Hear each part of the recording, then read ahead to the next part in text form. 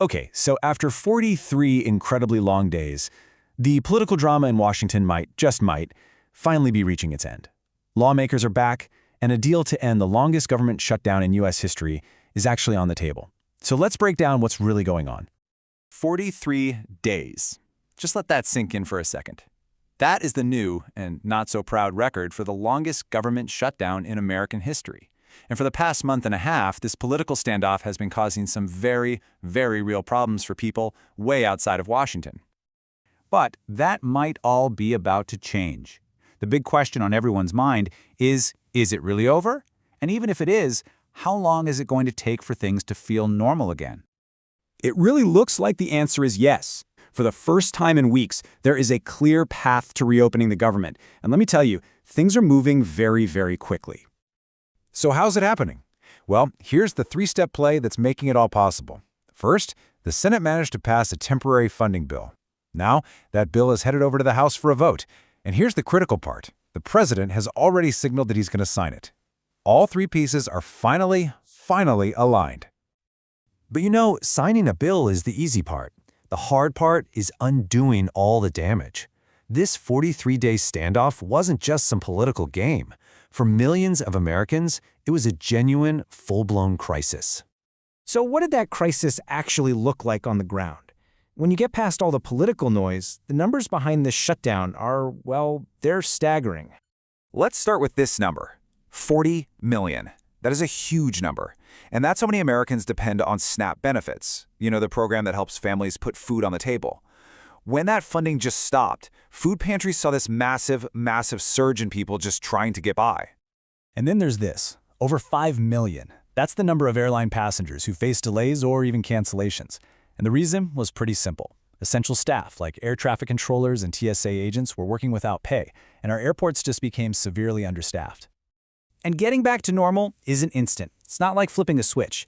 As you can see here, the recovery timelines are completely different. For SNAP benefits, on the left, officials think they can get funding restored by the end of the week, which is great news. But for air travel, on the right, well, that's a whole lot trickier. You can't just magically have a fully staffed air traffic control tower ready to go overnight.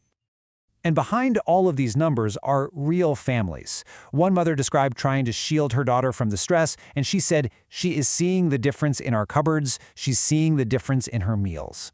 And that's the thing, right? That's the crucial point. This was never just some abstract political fight. It was about empty cupboards.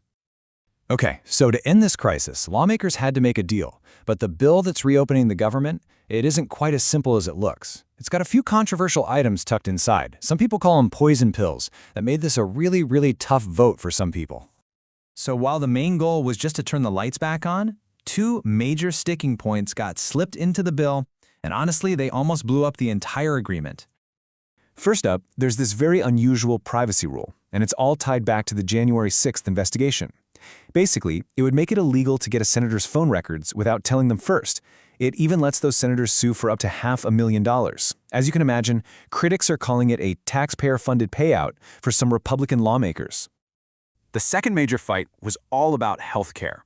You see, the deal does not extend subsidies from the Affordable Care Act that help millions of people with their insurance costs.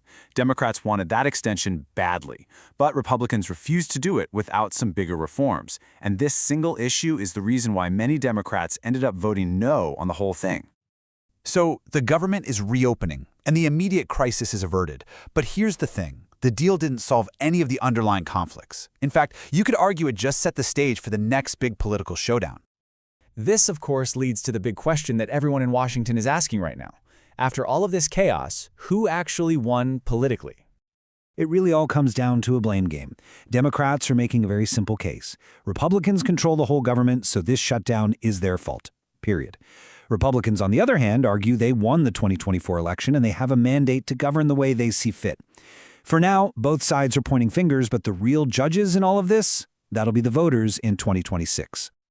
So what happens now? With the immediate crisis over, the political spotlight is going to snap right back to the very issues that caused this fight in the first place, the future of healthcare and the rising cost of living for American families. And that leaves us with one final question to chew on. A deal to reopen the government. It feels like an ending, right? But this whole fight has revealed just how deep the divisions in this country are on things like healthcare and spending. So while this standoff is over, you have to wonder, is this really the end of a crisis, or is it just the beginning of a whole new cycle?